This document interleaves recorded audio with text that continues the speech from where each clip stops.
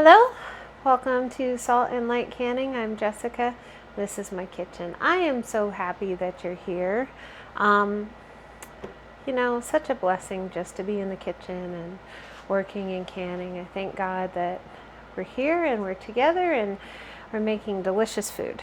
Anyways, today I am making a Mississippi inspired pork roast, and I'm going to can it for quick meals for my family. So I have two big pork shoulder roasts from Costco. I'm going to get them cut up. Then I have some broth and then these pickled peppers to go in it, and it's all going to be just delicious, just wonderful. I'm very excited for it. I'm going to start cutting up this pork and getting it into a bowl so that we can work with it. Please let me know, what are you doing? What are you canning?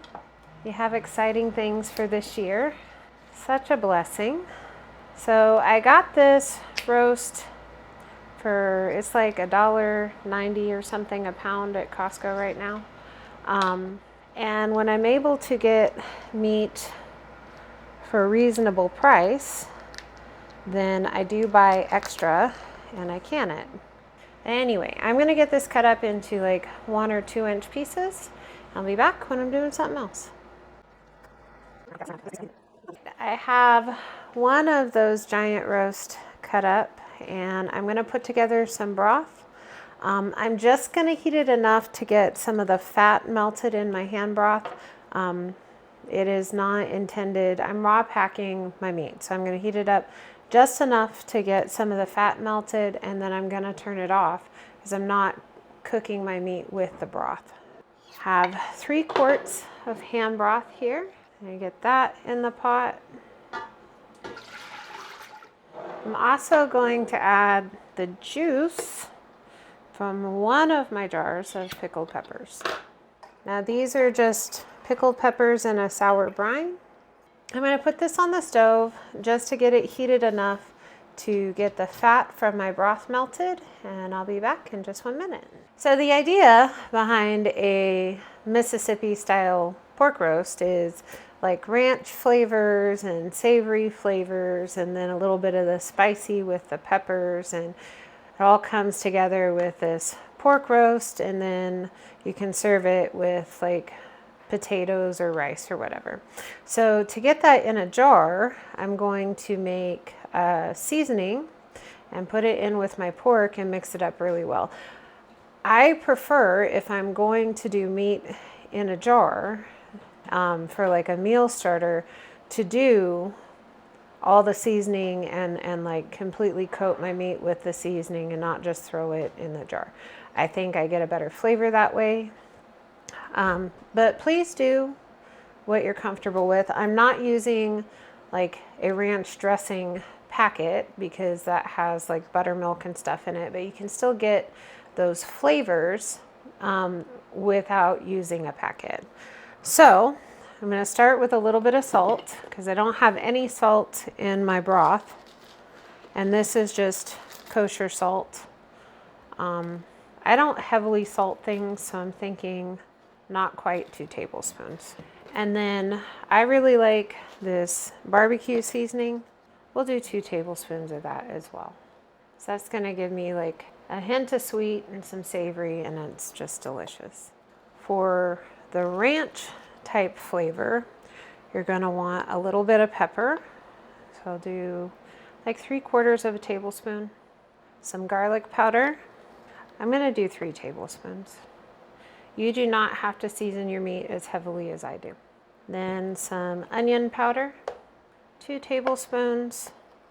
Then you're gonna want some dill, because that'll give you your ranch flavor, about 1.5. Some parsley, we'll do 2 tablespoons. And I have this separated between 2 bowls just so it's easier for me to mix. I'm also going to add some dehydrated onion because I like it. 3 tablespoons, I think. Now I'm going to work on getting these mixed and incorporated as best as I can. I have a bunch of jars in the dishwasher getting clean, and I'll wash up my lids because you want to make sure everything that you do when you're canning, that everything is very, very clean. So my jars were actually already clean, but I still re-wash them and make sure that they're clean, that there's nothing wrong with them. I make sure that my lids and things are all clean, because you wouldn't want to go through all of this work making delicious food to not put it in a clean vessel, a clean container, and to not make sure that what you're doing is safe for your family. Because food preservation, you need to make sure it's safe. Anyways, maybe sometime I'll do a how I prepare for canning video. All right, my seasoning's all mixed in my meat. I have jars out, I have a funnel. So I'm going to put some meat and some peppers in each of these jars, and then we'll worry about broth and lids and things. So I'm going to start out with just a few peppers in the bottom, and it's all your preference. You can use whatever peppers you like. A pepper's a pepper, and you could do this with different meat too if you would like. And then I'm going to layer some meat. I'm doing quart jars today, even though I don't normally do quart jars for meat. I'm doing quart jars today because, like I said, I intend for this to be like a meal for my family. I'm gonna kind of loosely pack the meat in there with my debubbling tool. So I have some meat. I'll add a few peppers. Then I'll layer some more seasoned meat. And we're gonna do this up to 1 inch of headspace. Just loosely, I'm not like squishing it down in there. But this smells wonderful already, and I'm sure it's gonna be just delicious on a busy night. Canning meat is one of my favorite things because all the flavor really infuses into the meat, and it doesn't matter what kind of meat you have, even if it's a cheaper, really maybe not the most tender cut of meat. When you can it, it becomes really tender and really juicy, and it's just delicious.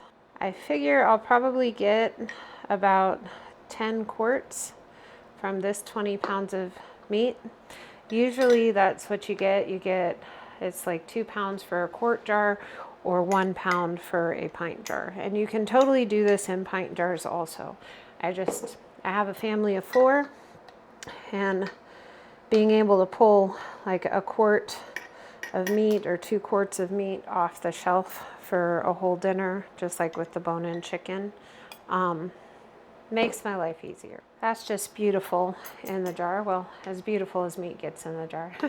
And I'll fill up my next jar. Well, my wonderful husband, Michael, is going to help me get jars full and get the other pork roast cut up and all, and all the things. But if you've been on my channel for a little while, then you know I do not like canning meat without adding broth. I just don't. If you do, that's okay. That's your preference. This is my preference. So, have my wonderful broth here. I'm going to fill my jars to 1 inch of headspace. It doesn't take a lot of broth, and I do know that the meat makes its own broth. I know that, okay? But to me, it does this. You gotta put some of those in the middle. In the middle? I put it on the bottom. I know, but some in the middle too. I thought I was putting it on the I bottom. was layering. Anyways, I don't like canning meat without some broth. And so I add a little broth. I know that the meat makes its own broth. All of those things, I still add broth. And then once I have broth in my jar and I've debubbled really well, I'm gonna clean the rim of my jar, especially since I have that seasoning and since pork roast has fat. I'm gonna make sure that I have really clean rim, and then I take a lid and a ring and just 2 finger tight. I'm gonna do my next jar. Well, my canner is full. I have 7 quart jars in here. I have water, a rack is in the bottom, and there's a splash of vinegar. Everything is the same temperature. So my meat and everything was cold. So the water in my canner was cold. Everything's cold. So what I'm going to do is I'm going to turn on my stove, not on high. I do like between medium and high. And put on my lid and bring it up to temperature. I want it to vent out of this little vent right here for 10 minutes. Then I'll put my weight on and we'll start our processing time when I get my canner up to 15 pounds of pressure. From my altitude, I have to can at 15 pounds of pressure. Please check your altitude and see what's appropriate for you.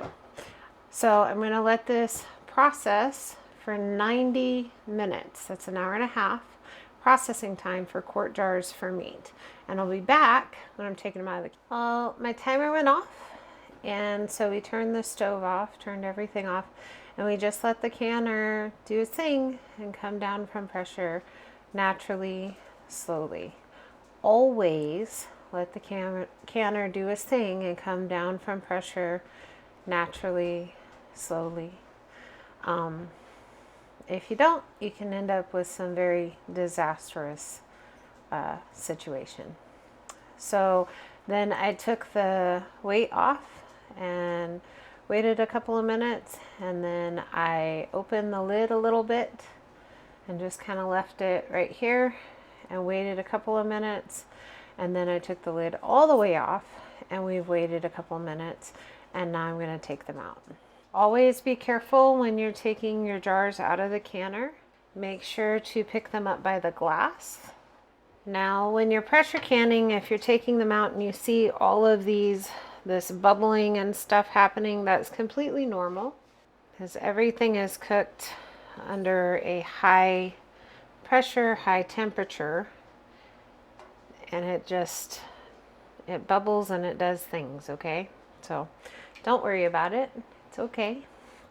So these are gonna relax and seal and have a good night.